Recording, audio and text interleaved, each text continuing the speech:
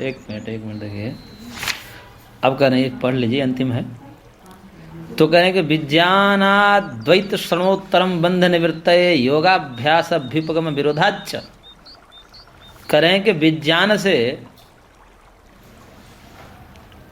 और अद्वैत श्रवणोत्तरम, विज्ञान रूपी अद्वैत का श्रवण से उत्तर में, यानी को कहते हैं ना कि ये जो है अष्टांगिक मार्ग में, वो उसको पहले सम्यक ज्ञान होना चाहिए। सम्यक ज्ञान क्या है? सब कुछ क्षणिक है, विज्ञान ही एकमात्र सत्य तत्व है, बाकी सब भ्रम है। इसका नित्य ज्ञान होना चाहिए। इसकी स्मृति, सम्यक स्मृति भी फिर कहते हैं। सम्यक स्मृति क्या है? यही नित्य उसका चिंतन, ऐसा जानो कि ये सब भ्रम है। तो ये कह रहे हैं कि, और इसका करने से क्या कहते हैं? ऐसा करने से अद्वैत रूपी जो ये विज्ञान है, इसका श्रवण करने से फिर क्या हो जाता है? बंध की निवृत्ति हो जाती है। तो कर रहे हैं, और उस निवृत्ति के लिए आप योगाभ्यास आदि का उपदेश कर रहे, तो सब विरोध हो जाएगा।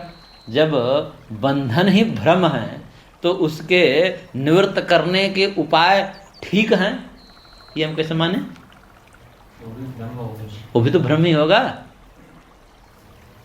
तो तुम्हारा बंधन भ्रम है, लेकिन उसके नष्ट करने के लिए उपाय ठीक है।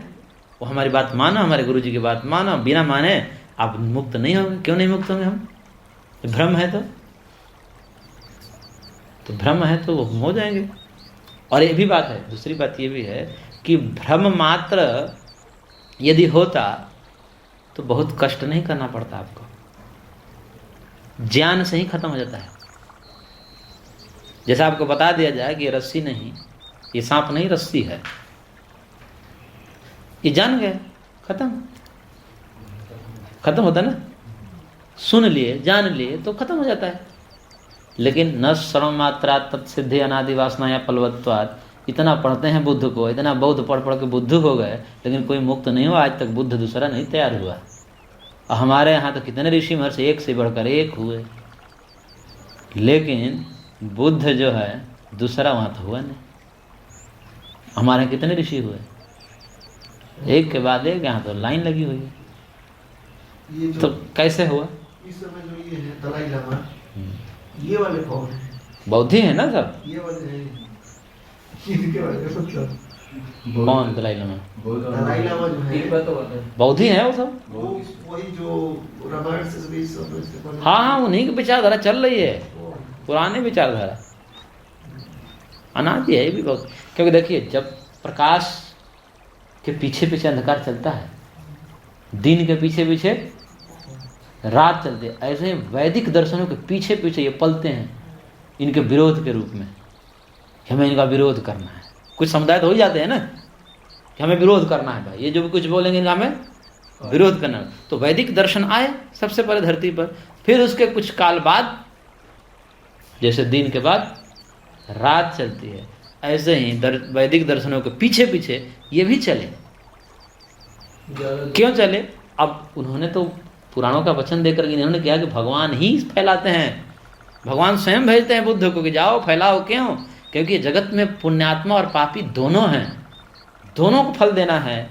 तो पुण्यात्मा जो हो गए वो वैदिक दर्शनों को समझकर मुक्त हो जाएंगे, जो पापात्मा है बौद्धादि दर्शन पढ़ करके पतित हो जाएंगे, क्योंकि उनके पास पुण्य कर्म नहीं है, प्रारब्ध में पाप कर्म भरा पड़ा है। तो कैसे आपको ज्ञान मिल जाएगा? और केवल यहाँ पर वैदिक दर्शन ही होवे तो सब के सब तो मुक्त हो जाएंगे। प्रारब्ध है नहीं, पापी हैं, उनको दुख मिलना है, नरक में जाना है। तो ऐसे दर्शनों का भगवान की प्रेरणा से, भगवान या तो स्वयं ही बुद्ध के रूप में, जो 24 अवतारों में बुद्ध है ना, वो बुद्ध दूसरे हैं और ये बुद्ध दूसरे हैं जो आपको हमको पढ़ाते हैं ना। वो 24 अवतार में एक बुद्ध है, वो भी नास्तिक है, और ये बुद्ध भी नास्तिक है। तो दोनों भिन्न भिन्न हैं। तो भगवान ही आते हैं, क्योंकि भगवान सब नियंत्रण करते हैं ना। सुख दुख का दाता तो वही है, किसको सुख देना है, किसको दुख देना है। तो सुख के लिए वैदिक दर्शन बनाएं और दुख के लिए अवैदिक बौद्ध जैन चारवाक ये सब बनाएं। यथा योग फंस जाते हैं, हो जाते हैं। 24 अवतार वाले बुद्ध क्या वैदिक थे? नास्तिक हैं। वेद विरोधी हैं। हाँ, ये बुद्ध वालों को नास्तिक बोलने पे ये बन जाता है। इसीलिए वो जो मान जाते हैं ना, बन जाता है नास्तिक है। हाँ वो नास्तिक कहते हैं बुरा नहीं लगता है। ना, ना बुरा नहीं मानते वो लोग, वेद विरुद्ध है वो नास्तिक कहते हैं अपना। तो इसमें क्षत्रिय दर्शन बताते हैं इनको, जैन को और बौद्ध दर्शन। ये ब्राह्मण दर्शन है। हाँ, वो ब्राह्मण दर्शन इसलिए कह दिया कि ब्राह्मणों से चिढ़ है उनको, ये क्षत्रिय क्योंकि ब्राह्मण नहीं रहते तो ये ज्ञान विज्ञान का प्रसार नहीं होता, और ज्ञान विज्ञान का प्रसार नहीं होता तो उनकी मौज हो जाती। ये ब्राह्मणों के चलते तो उनकी सबसे बड़ी बाधा है कि इनका कुछ काम धंधा नहीं है, भीख मांग के खा लेंगे, दिन भर पढ़ेंगे और पढ़ाएंगे, और कुछ काम नहीं रहता उनको। ब्राह्मण इसीलिए क्या काम लगे, ब्राह्मण को जो है कुछ नहीं करना है, भगवान ब्राह्मणों के इसीलिए बनाए हैं, तुमको कुछ नहीं करना है, और ब्राह्मणों को सब देना है। बाकी उससे सबको विधान बना दिया कि आप लोग को दान देना है। किसको? ब्राह्मणों को। भाई वो काम तो करेंगे नहीं, भाई जो हमको अब काम में लगा दो तो हम पढ़ा पाएंगे आपको? कोई भी आप पढ़ने वाला व्यक्ति है, वो मानसिक श्रम लगता है, उसको समझना समझाना पड़ता है, इसमें बहुत पढ़ना पड़ता है, सोचना पड़ता है। अब उसको लगा दो खेत में, लगा दो बिजनेस व्यापार में, वो क्या पढ़ेगा?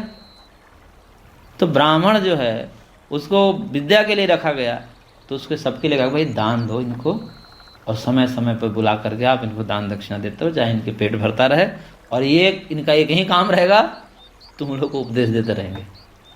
और खूब उपदेश दिए, ऐसे ज्ञान विज्ञान फैलाए। तो इन्होंने कहा दिया कि ये ब्राह्मण ना होते ना तो ये सब दर्शन नहीं आगे बढ़ता, तो इसलिए चिढ़ के साथ कह दिया कि ब्राह्मण दर्शन है, ब्राह्मणवादी व्यवस्था, मनोवादी व्यवस्था, ऐसा कह करके फैला दिया है। ब्राह्मण का मतलब जाति नहीं है। गलत अर्थ निकाल। हाँ।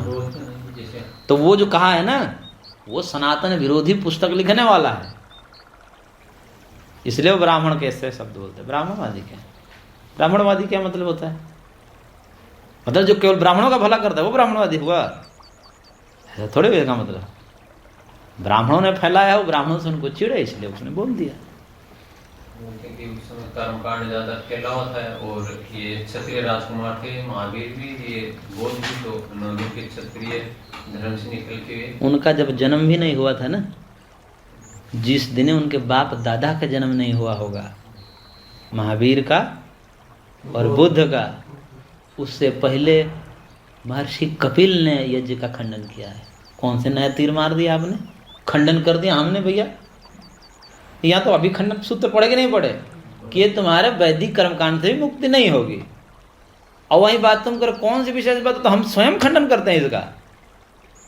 कोई नवीन बात कहे हो तुम, नवीन बात कहो तो मैं जानू, वही बात जो है चेप दिए, यहाँ कॉपी पेस्ट मार दिए, हो गया दर्शन तुम्हारा। अरे ये कह दिया है महर्षि, नानुश्रविकादपि तत्सिद्धि,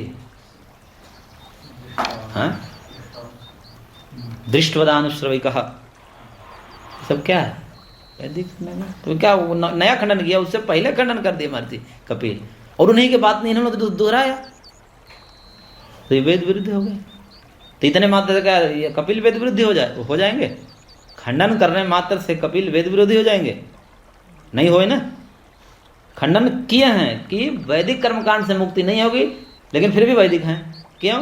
क्योंकि वेद केवल कर्मकांड नहीं है, ज्ञान कांड भी है, ज्ञान कांड से मुक्ति होगी, ऐसा स्वीकार कर दिया।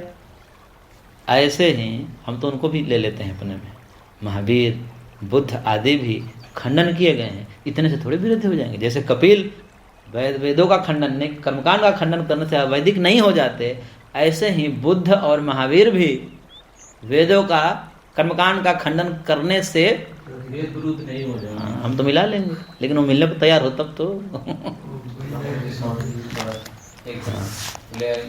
हम चेतनवादी हैं, वो प्रकृति नहीं, हम तो मिला लेते हैं, हमारी दृष्टि व्यापक है ना, तो हम मिला लेते हैं, लेकिन वो मिलने को तैयार नहीं है, संकुचित विचारधारा है ना। तो इसलिए जो है सिद्धांत क्या अभी किस पे चलता है? बौद्ध क्या चलता है, बुद्धि पे